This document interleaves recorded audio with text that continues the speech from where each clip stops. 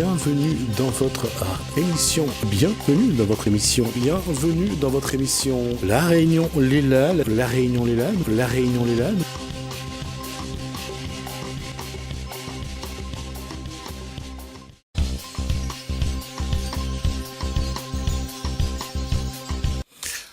Passe du maquillage à quelque chose de, j'allais dire de travesti. Non, je pense que c'est beaucoup plus que ça, puisqu'on va parler dans le cosplay de Chamalotte.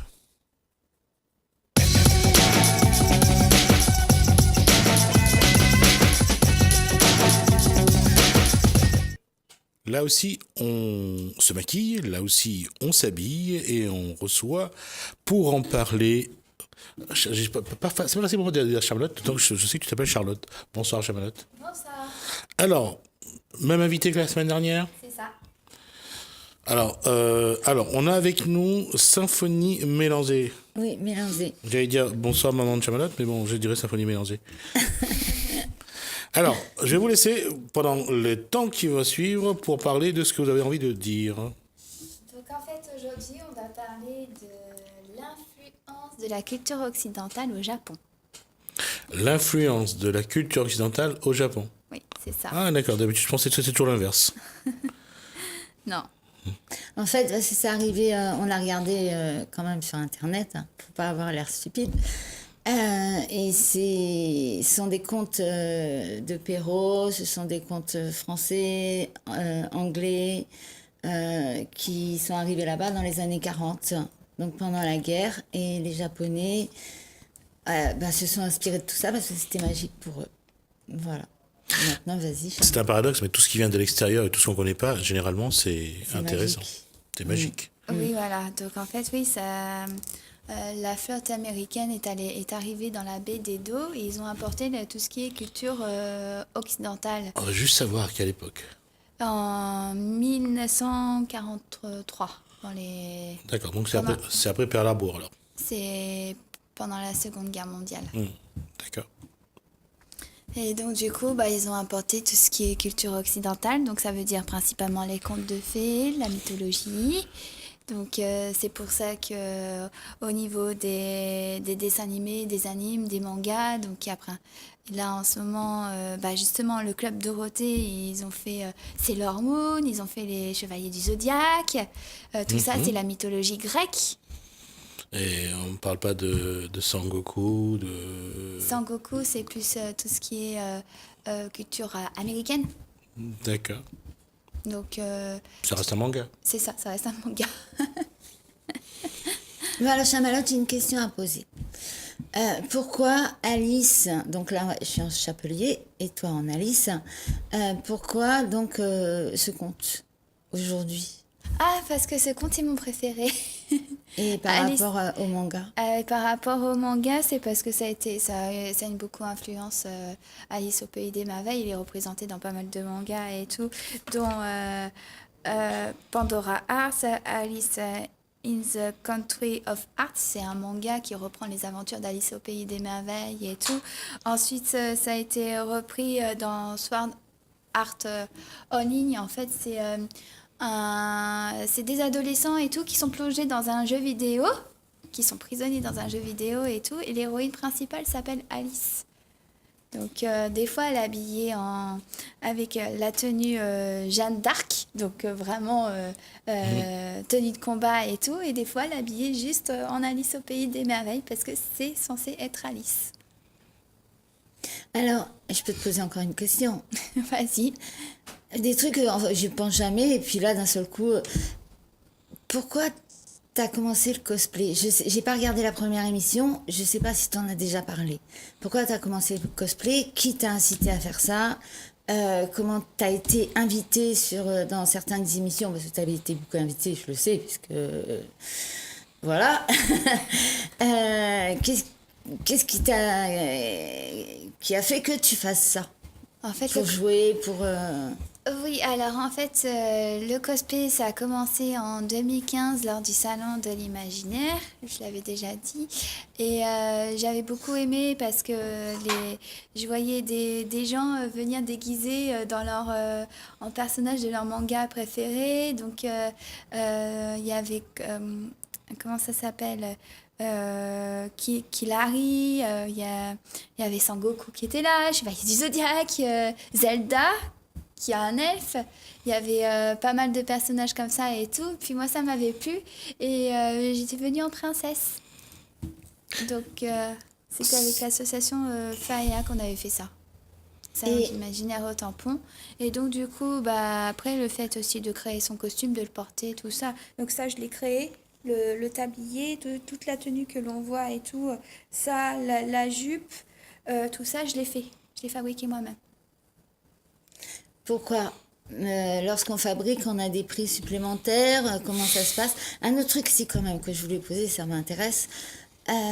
Est-ce qu'il y a uniquement les jeunes d'un certain âge ou est-ce que des adultes font aussi le cosplay? Non, le cosplay, c'est pour tout âge. Ça veut dire, ça va par exemple de 4 ans. Il y a un petit garçon la dernière fois que j'ai vu à Étang-Salé, il s'est habillé en Jack Sparrow, il avait 6 ans. Et ça, c'était où? Et c'était à Étang-Salé-les-Bains l'année dernière, au mois d'octobre. Juste pour rappeler que Jack Sparrow, c'est pour ceux qui regardent Le Pirate des Caraïbes, joué par Johnny Depp. C'est ça. Parce qu'à la base, elle a plein d'idées. Là, elle voulait faire une émission sur les pirates. Après, elle s'est dit non, je vais faire Alice. Et ce qui m'intéresse justement, c'est le jeu des adultes dans ça. Parce qu'on parle donc de Jack Sparrow. C'est ça? Oui, c'est Johnny Depp. Elle m'a empêché de dormir, elle m'a réveillée toute la nuit. Je suis fatiguée. Et en fait, lui aussi, il adore se déguiser, que ce soit parce qu'il joue le chapelier dans Alice au Oui, Pays des ce Pays des Merveilles. Dans tous ses films, il est déguisé. Donc, c'est quelque chose qui doit procurer de la joie lors d'un tournage ou lors d'une émission. Et c'est Ou ce lors que d'un j'aurais aimé événement. savoir. Est-ce que c'est mélangé? Je veux dire, est-ce qu'il y a des groupes d'adultes et des groupes d'adolescents ou est-ce que Non, c'est mélangé. Ça veut dire qu'il y a vraiment tous les âges. une personne adulte ne doit pas avoir honte de le faire C'est ça. par rapport à... Et comment ça... Enfin, comment tu connais tous les événements par rapport à... Sur Internet, il y a un groupe qui s'appelle les Crafters de la Réunion, sur lequel c'est sur Facebook, donc sur lequel où tous les événements sont postés. Et en général, bah, c'est comme ça que j'avais été invitée pour l'émission Faites chauffer la marmite, Ah, sur laquelle d'accord. on a tourné. Parce qu'il y avait les cosplays... Les C'était cosplayers qui étaient invités, et donc du coup, on avait tourné dans cette émission-là. pour montrer les Ouais. mouvements du cosplay justement à La Réunion. Et là, le gros événement attendu cette année, c'est la Coupe de France de cosplay, dont les présélections se feront le 10 et 11 août à Saint-Denis. Parce Ça, qu'en j'en fait, reparlerai un les peu gens plus tard. n'osent pas. C'est très bien Et organisé. j'ai remarqué que quand il y a une personne qui commence à le faire, après, c'est un jeu, en fait, des jeux qu'on n'a pas eu quand on était petit. Enfin, moi, je parle pour moi, et qu'on peut adapter maintenant. Et donc, la jeunesse de maintenant, elle est totalement sur Internet ou sur des jeux vidéo, et ils veulent représenter physiquement ça. Enfin, c'est ce que j'ai cru comprendre et c'est pour se donner une image, mais aussi pour réellement jouer des jeux que nous avant on jouait petit. Enfin, je sais pas comment expliquer ça et qu'il n'y a plus maintenant en fait. Tout est en, Ouais. en numérique. C'est Voilà. ça. Le cosplay fait partie de la culture occidentale aussi, également. Comment ça? Ben, en fait, le cosplay a été importé par les États-Unis. C'est lors des événements genre comme Star Wars ou Star Trek, lors des avant-premières ou lors des événements et tout entre fans, ben, les fans venaient lors des événements déguisés. Et ça se voit surtout lors des conventions, justement, Lors des conventions. aux États-Unis. Il y a des conventions, justement, pour ce genre d'événements. C'est ça, il y a le Comic Con aux États-Unis, donc c'est un gros événement qui est sur un week-end entier où ils font venir des acteurs de séries, des acteurs de films, des cosplayers, il y a des stands avec des goodies et tout, il y a des stands aussi de jeux vidéo, il y a des concours cosplay qui sont organisés, enfin vraiment c'est vraiment le gros événement de l'année aux États-Unis. Le Comic-Con, pour ceux qui regardent la série The Big Bang Theory, on en parle souvent de ce fameux Comic-Con, et puis on montre un peu de temps en temps ces générations qui vont à ces conventions déguisées, ils sont vraiment dans la peau du personnage, et c'est vrai que c'est quelque chose de très, très particulier, mais on voit que la passion y est, ils sont vraiment dedans, ils y croient, et ils jouent pas, ils sont les personnages en tout cas. Et c'est un petit peu ce que vous êtes aujourd'hui sur ce plateau. Oui, j'ai trouvé ça... Parce qu'elle m'avait proposé plusieurs personnages, j'ai dit bof. Puis après, j'ai regardé... Bon, je sais pas que je suis fan de Johnny Depp, mais bon, c'est Johnny Depp quand même, je veux pas lui faire de la pub. Et quand j'ai regardé les images sur Internet de ça, du Chapelier, j'ai dit, je veux être ça, c'est drôle. C'est de la façon dont il est fou, en fait. Il est un peu fou, quand même. Alors justement, la normalité étant toujours la question qu'on se pose, qu'est-ce qui est normal, qu'est-ce qui ne l'est pas, comment vous, dans cette façon d'être, de s'habiller, de se travestir, de se transporter dans des personnages, de vivre des personnages, ça vous fait de vous des personnages étranges ou c'est juste des êtres humains qui ont envie de vivre leur passion ? Pour moi, hein, je vais pas répondre pour Charlotte. Pour moi, c'est juste des êtres humains qui ont envie de jouer encore. C'est ce que j'allais répondre aussi. D'accord. De s'amuser, de plus du tout être dans la vie de tous les jours. On a envie de s'évader, on a envie d'oublier les problèmes personnels, les problèmes de la vie et tout. Et donc le fait de se transformer en personnage qu'on apprécie bien, bah voilà en fait. Là, par exemple, là, je suis en Alice, donc là, c'est pour vraiment incarner le personnage à fond. Donc, c'est pour ça qu'on fait des événements et tout, même à La Réunion, tout ça, il y a des concours cosplay qui sont organisés. C'est vraiment pour se retrouver entre nous, partager un bon moment et puis oublier tout le quotidien à côté, quoi. Dans Alice au Pays des Merveilles, il y a le lapin qui est très étrange dans son comportement. Oui. Il y a le lion qui a peur. Ça, c'est dans Magicien d'Oz, le lion qui a peur. Ah oui, c'est Magicien d'Oz. Mais je reviens à ce lapin qui, aujourd'hui... Oui, justement, si on regarde Magicien d'Oz, il y a ce lion qui a peur. On change un petit peu les images. Le lapin, généralement, c'est lui qui est plutôt docile, qui a peur. Là, c'est un lapin qui est quand même très... Là, c'est le lapin qui a la bougeotte. En fait, qui est toujours en retard. Donc, ça montre que dans la vie de tous les jours, en vrai, on est toujours en train de courir après le temps. Ouais. Donc, c'est pour ça qu'ils ont fait... D'où l'image du symbole du réveil, je suppose. Voilà, c'est ça. Ouais. Ensuite, après, la reine de cœur, en général, c'est parce qu'elle déteste tout le monde, elle supporte pas les gens et tout. Donc, dès qu'il y en a un qui l'énerve, elle fait couper la tête des gens. Voilà. Puis, elle est jalouse, elle veut le pouvoir, tout ça. Donc, ça montre aussi le côté quand les gens ils veulent monter dans la vie et tout, et qui sont prêts à faire du mal à d'autres gens, tout ça. Monter dans la vie, c'est une chose. C'est-à-dire que, mais là, surtout, d'expliquer comment l'individu se comporte par rapport à un objectif, par rapport à un événement, par rapport à un environnement aussi. C'est des choses comme ça que... C'est une façon à vous aussi de dire aux gens, prenez le temps de vivre, prenez le temps d'être bien, prenez le temps de faire plaisir. C'est ça. Ouais. La preuve, elle m'a réveillée à 6h ce matin. J'ai dit, pourquoi tu me réveilles, t'as rendez-vous à 10h30, c'est bon, je vais pas être en retard. Le temps.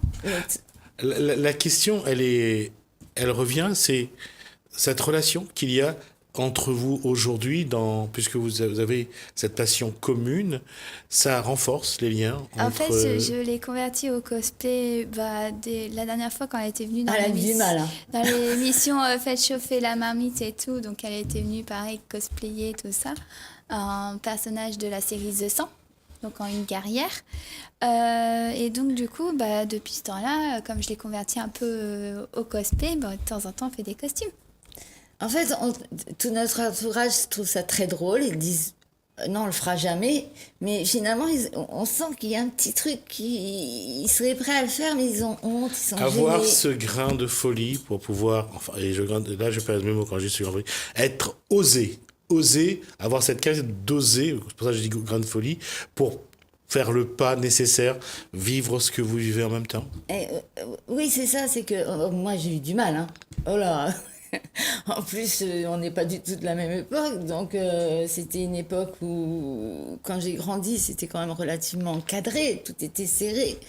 Que là, bon ben, les gens, enfin les jeunes ou les enfants ont le droit de voir beaucoup plus de choses que on a vu.